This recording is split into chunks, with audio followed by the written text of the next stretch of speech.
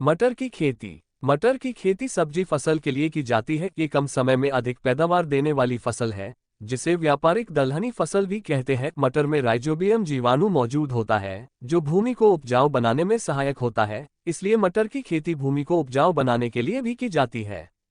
मटर की खेती के लिए उपयुक्त मिट्टी, जलवायु और तापमान।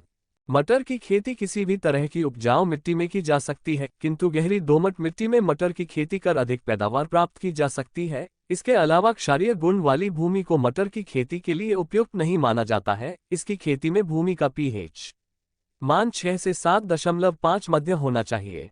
समशीतोष्ण और उष्णकटिबंधीय जलवायु मटर की खेती के लिए अच्छी मानी जाती है। भारत में इसकी खेती रबी के मौसम में की जाती है, क्योंकि ठंडी जलवायु में इसके पौधे अच्छे से वृद्धि करते हैं तथा सर्दियों में गिरने वाले पाले को भी इसका पौधा आसानी से सहन कर लेता है। मटर के पौधों को अधिक वर्षा की आवश्यकता नहीं होती है तथा अधिक गर्म जलवायु भी पौधों के लिए उपयुक्त नहीं होती है। सामान्य तापमान में मटर के पौधे अच्छे से अंकुरित होते हैं, किंतु पौधों पर फलियों को बनने के लिए कम तापमान की आवश्यकता होती है। मटर का पौधा न्यूनतम 5 डिग्री तथा अधिकतम 25 डिग्री तापमान को सहन कर सकता है।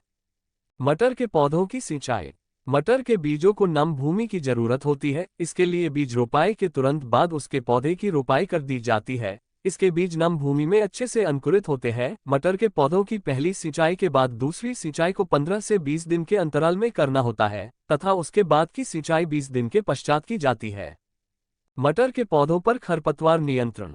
मटर के पौधों पर खरपतवार नियंत्रण के लिए रासायनिक विधि का इस्तेमाल किया जाता है। इसके लिए बीज रोपाई के पश्चात लिन्यूरान की उचित मात्रा का छिड़काव खेत में करना होता है। इसके अलावा यदि आप प्राकृतिक विधि का इस्तेमाल करना चाहते हैं, तो उसके लिए आपको बीज रोपाई के तकरीबन 25 दिन पश्चात पौधों की गुड़ाई कर खरपतवार निकालनी होती है। इसके पौधों को केवल 2 से 3 गुड़ाई की ही जरूरत होती है तथा प्रत्येक गुड़ाई 15 दिन के अंतराल में करनी होती है।